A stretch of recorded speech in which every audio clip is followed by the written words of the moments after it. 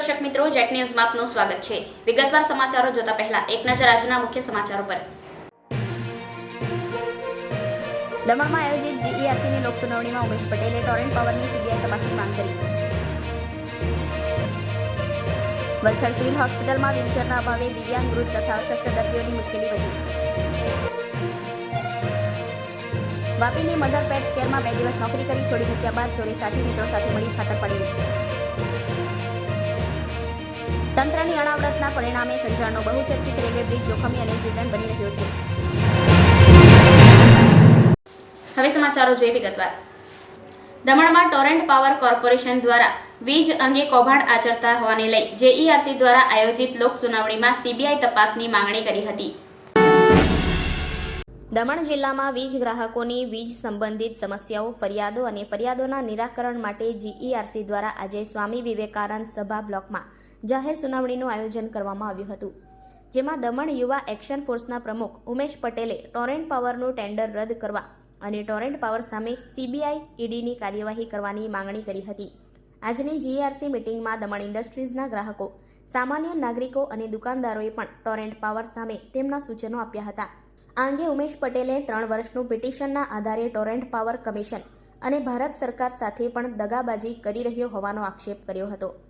એમનું કહેવું છે કે પ્રથમ વર્ષે ટોરેન્ટ પાવરે 59 કરોડનું નુકસાન બતાવ્યું હતું, જે બાદ કમિશને ઇન્ક્વાયરી કરી તો 58 કરોડનો ફાયદો બતાવ્યો હતો, જે મામલે 600 થી 700 કરોડનો ફ્રોડ થઈ રહ્યો હોય। આ અંગે ઊંડાણપૂર્વક તપાસ થાય અને આ બાબતે પ્રશાસક પણ તાત્કાલિક પગલાં ભરી ટોરેન્ટ પાવરનું કોન્ટ્રાક્ટ રદ કરે તેવી માંગણી કરી હતી। गैप हो रहा है 229 करोड़ का और 24-25 में वो 99.67% का हमने अवेलेबिलिटी। हमारा जो टैरिफ प्रपोजल है ये इस तरीके से है। ज़्यादा भीड़ भी है, ज़्यादा लोग भी है क्योंकि परेशान ज़्यादा है।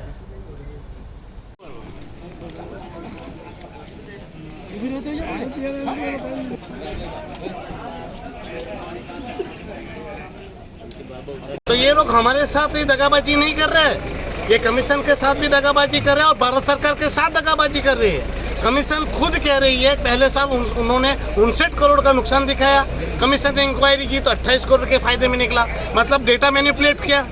अभी आप वापस देखो, उन्होंने 597 करोड़ की चोरी की है, मुझे जिस प्रकार से डेटा मैंने मालूम है, और 116 करोड़ का नुकसान दिखा रहे, मतलब 600-700 करोड़ का फ्रॉड दिख रहा है मुझे।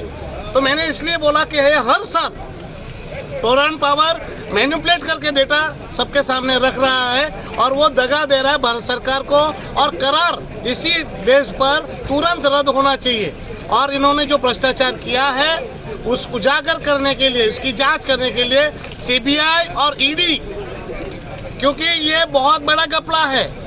आप ये मेरी बात का इंडस्ट्रीज वालों ने भी बोला, जितने में उन्होंने शेयर खरीदा उससे ज़्यादा तो उन्होंने लॉस बता दी है, मतलब कि जीडीपी के बराबर इन लोगों ने लॉस दिखाई। तो इसकी जांच सीबीआई से कराए, ईडी से कराए तो दूध का दूध और पानी की पानी हो जाएगा, और कैग की ऑडिटिंग भी जरूरी है। और मुझे उम्मीद है कि प्रशासक प्रफुल्ल भाई पटेल जी जो भ्रष्टाचार विरोध की बात करते हैं, रुकने की बात करते हैं और ईमानदारी की बात करते हैं, वो इस बाबत पर पूरी संज्ञान लेंगे और टोरेंट पावर का कॉन्ट्रैक्ट रद्द कराएंगे। अगर भारतीय जनता पार्टी का प्रशासन और भारतीय जनता पार्टी की सरकार ईमानदारी से काम करे और प्रजा हित देखे तो 24 आवर्स में हो जाना चाहिए। अगर नहीं करती तो भारतीय जनता पार्टी और भारतीय जनता पार्टी का प्रशासन इस भ्रष्टाचार में लिप्त होगा। વલસાડમાં સિવિલ હોસ્પિટલમાં વ્હીલચેરના અભાવે દિવ્યાંગ, વૃદ્ધ તથા અશક્ત દર્દીઓની મુશ્કેલીમાં વધારો નોંધાયો છે। વલસાડના નનકવાડા ગામ ખાતે આવેલ જીએમઈઆરએસ મેડિકલ કોલેજ આર્થિક રીતે નબળા દર્દીઓ માટે જીવાદોરી સમાન છે। અહીં દરરોજ માત્ર વલસાડ જિલ્લાના જ નહીં, ડાંગ, નવસારી જિલ્લા ઉપરાંત સરહદના મહારાષ્ટ્ર રાજ્યમાંથી મળી અંદાજે 800થી વધુ ઓપીડી સિવિલ હોસ્પિટલમાં થાય છે, જે પૈકી જરૂરિયાતવાળા દર્દીઓને ઇન્ડોર પેશન્ટ તરીકે અલગ અલગ વોર્ડમાં દાખલ કરવામાં આવે છે। ઇન્ડોર દર્દીઓ માટે જે તે વોર્ડમાં લાવવા લઈ જવા માટે વ્હીલચેર અને સ્ટ્રેચરની અલિયાદી વ્યવસ્થા કરવામાં આવી છે। હોસ્પિટલના ભોયતળિયે આવેલ રિસેપ્શન પાસે 7 વ્હીલચેર તથા બાકીની ઇમરજન્સી સહિતના વોર્ડમાં રાખવામાં આવેલ છે। જાગૃત નાગરિકોએ હોસ્પિટલમાં વ્હીલચેરના અભાવે દિવ્યાંગ અને વૃદ્ધ દર્દીઓની કફોડી હાલત અંગે મોકલાવેલ વિડીયોના આધારે તપાસ કરાઈ હતી। આ સમયે કેટલાક વૃદ્ધ દર્દીઓને ચાલવામાં ખૂબ જ તકલીફ પડી રહી હોવા છતાં તેમના સ્વજનો હાથ પકડીને પગપાળા લઈ જતા હોય છે, જેમાં એક વૃદ્ધા હાથ પગના સહારે વોર્ડમાં જતા તો એક પેરાલિટિકલ એટેકથી પીડિત દર્દી તેમની પત્ની અને પુત્રીની મદદથી પોતાના જોખમે વોર્ડમાં જતા નજરે પડ્યા હતા.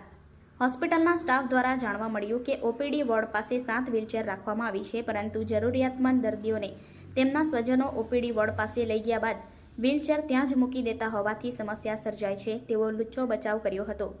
આ બાબતે જિલ્લા કલેક્ટર તથા હોસ્પિટલના સુપ્રિન્ટેન્ડન્ટ દ્વારા યોગ્ય તપાસ કરાવીને દિવ્યાંગ તથા વૃદ્ધ અને અશક્ત દર્દીઓને સિવિલ હોસ્પિટલમાં પડી રહેલ હાલાકીનો અંત લાવવામાં આવે તેવી લાગણી દર્દીઓના સ્વજનોએ વ્યક્ત કરી હતી. વાપી હાઈવે પર આવેલ એક પેટ શોપની દુકાનમાં 2 દિવસ નોકરી કર્યા બાદ તસ્કરોએ દુકાનને નિશાન બનાવી 50,000ની ચોરી કરી ફરાર થઈ ગયા હતા. ઔદ્યોગિક નગરી વાપીમાં કડકડતી ઠંડીમાં પણ તસ્કરો તરખાટ મચાવી રહ્યા છે. આ વખતે તસ્કરોએ વાપી હાઈવે પર આવેલી એક પેટ શોપને નિશાન બનાવી હતી અને અંદરથી 50,000થી વધુની રોકડ રકમની ચોરી કરી ફરાર થઈ ગયા હતા. ચોરીની આ સમગ્ર ઘટના સીસીટીવી કેમેરામાં કેદ થઈ ગઈ હતી. બનાવની વિગત મુજબ વાપી નજીક અમદાવાદ મુંબઈ નેશનલ હાઈવે પર આવેલી મધર્સ પેટ કેર નામના શોપને તસ્કરોએ નિશાન બનાવ્યું હતું. શોપની બારીની ગ્રીલ તોડી અંદર પ્રવેશ કર્યો હતો. ત્યારબાદ દુકાનના ખૂણે ખૂણે ફરી અને અંદાજે 50,000થી વધુ રૂપિયાની રોકડ રકમ અને 2 મોબાઈલની ચોરી કરી ફરાર થઈ ગયા હતા. ચોરીની આ સમગ્ર ઘટના સીસીટીવી કેમેરામાં કેદ થઈ ગઈ હતી. સીસીટીવીમાં દેખાતા દ્રશ્યો મુજબ 2 તસ્કરો ચોરી કરતા દેખાઈ રહ્યા છે. 2માંથી એક આ અગાઉ 2 દિવસ માટે આ શોપમાં નોકરીએ લાગ્યો હતો અને ત્યારબાદ નોકરી છોડી દીધી હતી. સવારે ચોરી થઈ હોવાની જાણ થતાં જ શોપ માલિકે પોલીસ સ્ટેશનમાં જાણ કરતા પોલીસની ટીમ સ્થળ ઉપર પહોંચી હતી અને સીસીટીવી ફૂટેજના આધારે તસ્કરો સુધી પહોંચવા તપાસ શરૂ કરી હતી.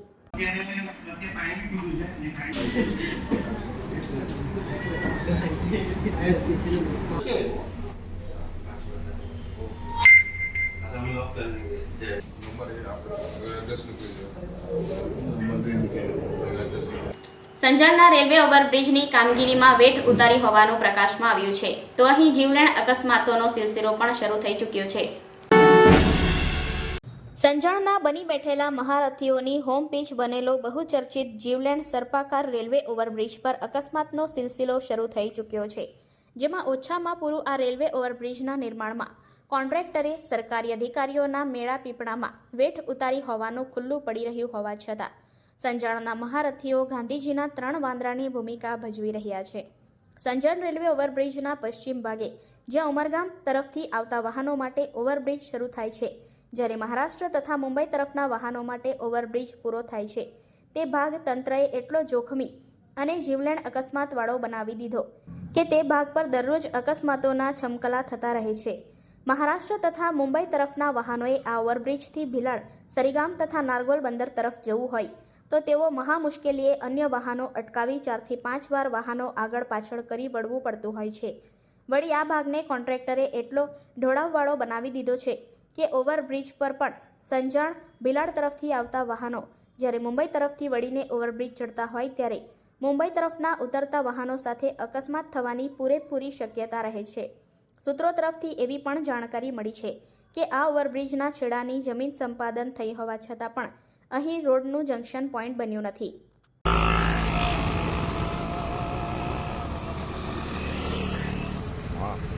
એક્સિડન્ટ થઈ જતા હમણાં. હા એટલે જ ને આજે એમ જ રાખજો.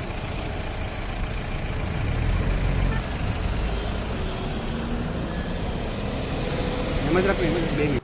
નરોલીમાં બ્લુ સ્ટાર હોટલની પાછળ એક મહિલાની શંકાસ્પદ હાલતમાં મૃતદેહ મળી આવતા પોલીસે તપાસનો દોર શરૂ કર્યો છે.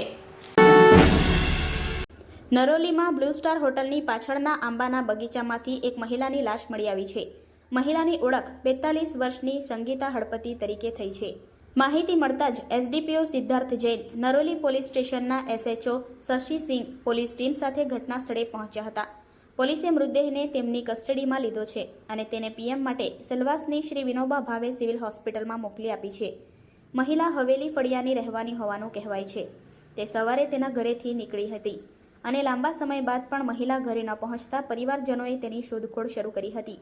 એ જ ક્રમમાં તેણે બ્લુ સ્ટાર હોટલની પાછળ એક મહિલાની લાશ જોઈ. આ સમાચાર ફેલાતા જ લોકો ત્યાં એકઠા થવા લાગ્યા હતા. લોકોએ પોલીસને આ અંગેની જાણ કરી હતી, જેને લઈ પોલીસની ટીમ ઘટના સ્થળે પહોંચી લાશનો કબજો મેળવ્યો હતો. મહિલાનું મૃત્યુ કેવી રીતે અને કયા સંજોગોમાં થયું, હત્યા હોય કે આત્મહત્યા કે સામાન્ય મૃત્યુ, જે અંગે પોલીસ કડીઓ જોડીને તેના તળિયે જાણવાનો પ્રયાસ કરી રહી છે. વાપીની નર્સિંગ કોલેજમાં કાર્યક્રમના જમણવાર બાદ સ્ટુડન્ટ્સને ફૂડ પોઈઝનિંગ થતાં હોસ્પિટલમાં સારવાર અપાઈ હતી. વાપીમાં આવેલ નર્સિંગ કોલેજમાં આયોજિત કાર્યક્રમ બાદ તમામ સ્ટુડન્ટ્સ માટે જમણવાર રાખવામાં આવ્યું હતું, જેમાં પીરસાવેલ વાનગીઓના કારણે 12થી વધુ સ્ટુડન્ટ્સને ખોરાકી ઝેરની અસર થતાં વાપીની ખાનગી હોસ્પિટલમાં સારવાર માટે ખસેડવામાં આવ્યા હતા. તમામ અસરગ્રસ્તોને તાત્કાલિક સારવાર આપવામાં આવતા હાલ તમામ સ્વસ્થ હોય, મોટાભાગનાને ડિસ્ચાર્જ કરી દીધા હોવાની વિગતો હોસ્પિટલ મેનેજમેન્ટ તરફથી મળી છે. ઘટના અંગે ખાનગી હોસ્પિટલ મેનેજમેન્ટના તબીબે માહિતી આપી હતી કે ગઈકાલે વાપીની SSC નર્સિંગ કોલેજમાં કોલેજનો કાર્યક્રમ રાખવામાં આવ્યો હતો. કાર્યક્રમ બાદ તમામ કોલેજીઓ માટે પ્રતિભોજનનું આયોજન કરવામાં આવ્યું હતું, જેમાં ભોજનની એકાદ વાનગી કેટલાક સ્ટુડન્ટ્સે આરોગી હતી, જેઓને મોડી રાત્રિએ ફૂડ પોઈઝનની અસર થતાં દોડધામ મચી હતી. આ ઘટનાને લઈ જેટલા અસરગ્રસ્તોની તબિયત બગડી હતી તે તમામને તાત્કાલિક ખાનગી હોસ્પિટલમાં સારવાર આપવામાં આવતા તમામની પરિસ્થિતિમાં જેમ જેમ સુધારો આવતો ગયો તેમ ડિસ્ચાર્જ કરી દેવામાં આવ્યા છે. 4 જેટલા સ્ટુડન્ટ્સને વધુ અસર હોય, હાલ તેમની સ્થિતિમાં પણ સુધારો આવ્યો છે, છતાં ઓબ્ઝર્વેશનમાં રાખવામાં આવ્યા છે, જેઓને સાંજ સુધીમાં ડિસ્ચાર્જ કરવામાં આવશે. જોકે આ ઘટનાને લઈ વાપી પંથકમાં ચર્ચાએ જોર પકડ્યું છે, જેમાં અંદાજિત 40 જેટલા સ્ટુડન્ટ્સને ફૂડ પોઈઝનની અસર થઈ હોવાની અને તે પૈકી 12 જેટલા સ્ટુડન્ટ્સને હોસ્પિટલમાં તાત્કાલિક સારવાર આપવામાં આવી હોવાનું ચર્ચાઈ રહ્યું છે.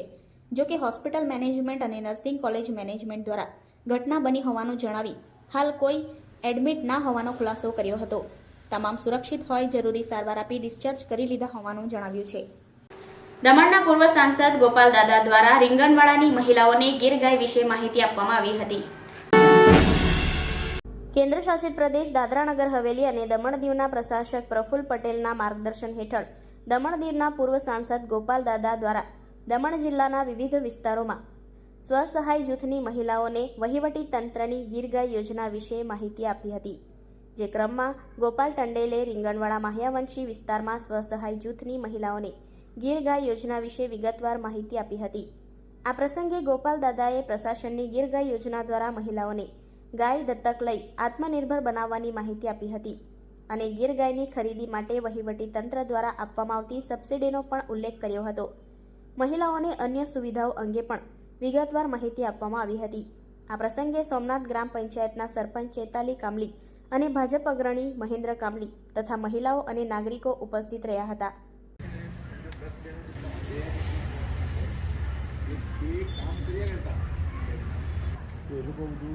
દવા કીટ આ તે બધું લઈને આવશે અને ગાયને આ છે ને નરેન્દ્રભાઈ મોદીની સ્કીમ છે કે એને સેલ્ફ હેલ્પ ગ્રુપ એટલે બહેનો જાતે મળીને કામ કરી શકે.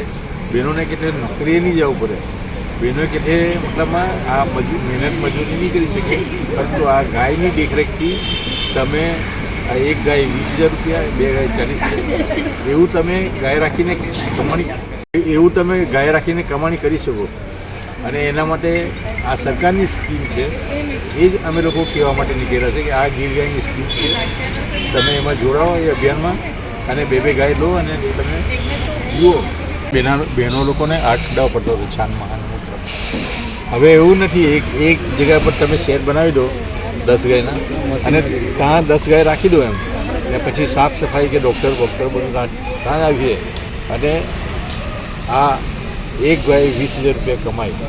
એ હિસાબે તમે જો જોયો તો ગાયમાં સારામાં સારી ઇન્કમ છે અને એ જ અમે કહેવા માટે સરકાર તરફથી નહીં, આપણે ગીર ગાય લેવું તો જરૂરી જ છે, કારણ કે આજે જે આપણે બજારમાંથી જે દૂધો વાપરીએ તો એના કરતાં જે પૌષ્ટિક આહાર અને પોતાના ઘરની સાચવણી માટે જે વસ્તુ મળે એ બધાથી સારું કહેવાય. અને એની સાથે સાથે એક નાનો આપણને બિઝનેસ બી મળે અને બધા સાથે મળીને કરે તો આપણને ખર્ચો બી ઓછો આવે અને ઘરનું એક પાલન બી થઈ શકે.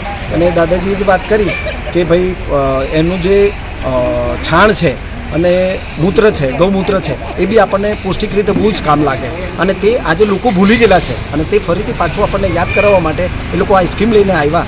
એ બદલ એમનો બી અને આપણું જે પ્રફુલ્લભાઈ પટેલ એમનો બી આપણે ખૂબ ખૂબ આભાર વ્યક્ત કરીએ. અને આ રીતે બધી સ્કીમો આપણા જે ગામડાઓમાં છે બધે ચાલુ રહે તો બધાને એક સવલત મળતી રહે. જતા પહેલા ફરી એક નજર આજના મુખ્ય સમાચારો પર. દમણમાં આયોજિત જીઈઆરસીની લોક સુનાવણીમાં ઉમેશ પટેલે ટોરેન્ટ પાવરની સીબીઆઈ તપાસની માંગ કરી. વલસાડ સિવિલ હોસ્પિટલમાં વ્હીલચેરના અભાવે દિવ્યાંગ, વૃદ્ધ તથા અશક્ત દર્દીઓની મુશ્કેલી વધી. વાપીની મધર પેટ્સ કેરમાં 2 દિવસ નોકરી કરી છોડી મૂક્યા બાદ ચોરે સાથી મિત્રો સાથે મળી ખાતર પાડી દીધું. તંત્રની અણાવડતના પરિણામે સંજાણનો બહુચર્ચિત રેલવે બ્રિજ જોખમી અને જીવલેણ બની રહ્યો છે. સમાચારોમાં આજે બસ આટલું જ. વધુ સમાચારો માટે જોતા રહો જેટ ન્યૂઝ. ત્યાં સુધી મને રજા આપશો. નમસ્કાર.